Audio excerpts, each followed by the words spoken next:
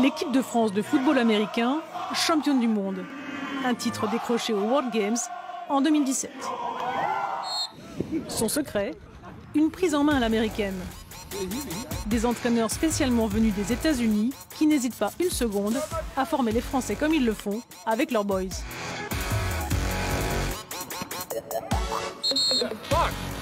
You better get your fucking juices flowing. I want Claudio Jacquin out here. Come on, I'm gonna call you out today. Let's go. All right. All right, Les subtilités du football américain n'ont plus de secret pour l'équipe de France. En revanche, pour la langue de Shakespeare, c'est un autre sport. Why is he diving for the ball? Hey, tell him that he can't dive for the ball. If you fumble it, don't dive for it to break somebody's leg. Plonge pas pour la balle. On va éviter de se blesser aujourd'hui.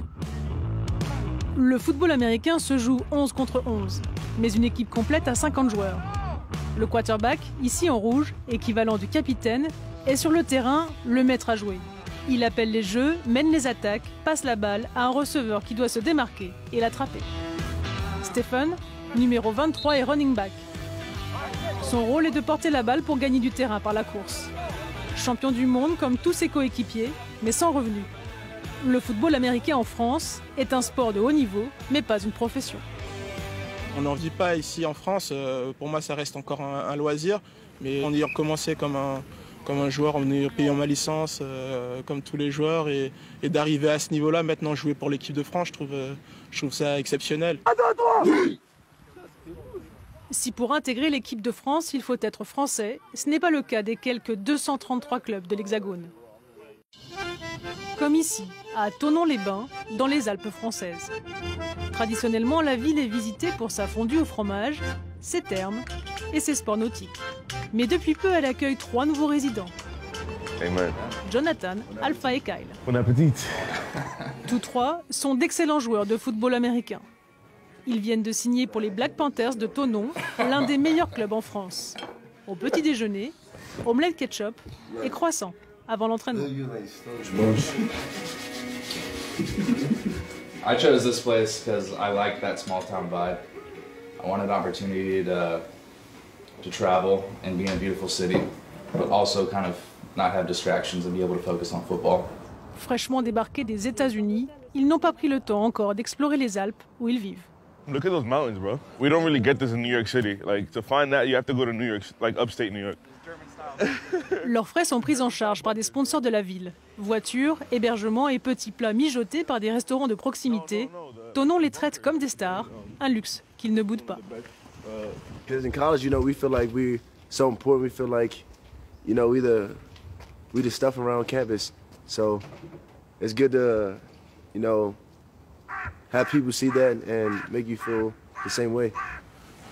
Les Américains ne sont pas les seules bonnes prises de Thonon. Les Black Panthers ont également recruté un entraîneur de Montréal. J'aime les montagnes, les Alpes, j'ai adoré le coin ici. Et de plus, c'est ce que j'aimerais faire comme métier au Canada. De revenir ici, me donner une deuxième année pour bâtir un CV, bâtir un peu de notoriété. C'est juste bon pour mon avenir au Canada. Les Black Panthers ont su saisir cette opportunité. Recruter des entraîneurs et des joueurs nord-américains de haut niveau qui ont échoué à un cheveu près dans leur pays. Même si on est en hang, c'est toi qui descends d'en haut, OK? Ici, sous le maillot numéro 6, on retrouve Kyle. Lui et ses compatriotes sont des recrues en or pour le club. Une occasion de grimper rapidement dans les classements, mais aussi d'impressionner les sponsors locaux et les politiciens. Et ça marche. Mieux ils jouent, plus ils gagnent, plus on est avec eux. C'est gagnant-gagnant. C'est gagnant-gagnant.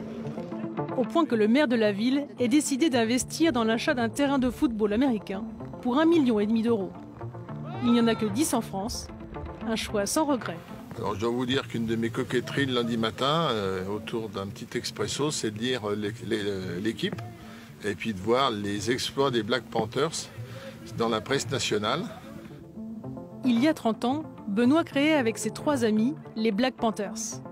Aujourd'hui, il est président du club et doit gérer un budget annuel d'1,5 million d'euros. On reste une petite ville. Et je fais un parallèle avec ce qui s'est passé au rugby il y a une trentaine ou quarantaine d'années, une trentaine d'années maintenant, où il y avait des petites villes qui jouaient au plus haut niveau. Et ça a disparu parce que ça demande beaucoup d'argent, beaucoup de ressources.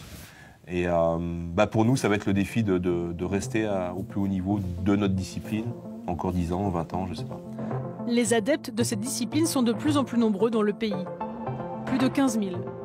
La France a un appétit d'ogre pour ce sport. Particulièrement ici, à Créteil, en banlieue est de Paris. Les licenciés jouent au foot sur un terrain de rugby. Pas de quoi démotiver le jeune Mohamed. J'ai découvert ce sport à travers un manga et ça m'a plu, donc j'en ai parlé à mes parents. Et avec mes parents, on est allé chercher sur internet un club et on a découvert les ogres qui étaient déjà près de chez moi. Et en plus, c'est un jeune club. 1, 2, 3, direct! La mairie de Créteil n'a pu donner que 2 000 € depuis son ouverture il y a 4 ans. Et pas une seule entreprise locale ne parraine l'équipe. Allez, il faut le sortir du cercle. Allez, les gars. Casques, épaulières et autres protections sont fournis par le club. Ouvrez les... Achetés d'occasion à des lycées et des universités américains. C'est souvent cette tenue qui séduit les joueurs. J'adore les équipements. Je trouve que ça fait armée, ça fait soldat. Et tout de suite, ça m'a attiré. Voilà, ce côté un peu Terminator. Et la deuxième chose qui m'a plu, ce sont les voyages. C'est-à-dire, en fait, ça nous permet de sortir de la banlieue. On va commencer d'abord par... Jusqu'ici, les voyages pour les joueurs d'Arnold se limitent à quelques kilomètres, à l'occasion de matchs dans la capitale parisienne et aux alentours. Comme les footballeurs américains venus découvrir la France, Mohamed lui aussi rêve de traverser l'Atlantique, de rejoindre le pays de son sport favori et pourquoi pas, d'en faire son métier.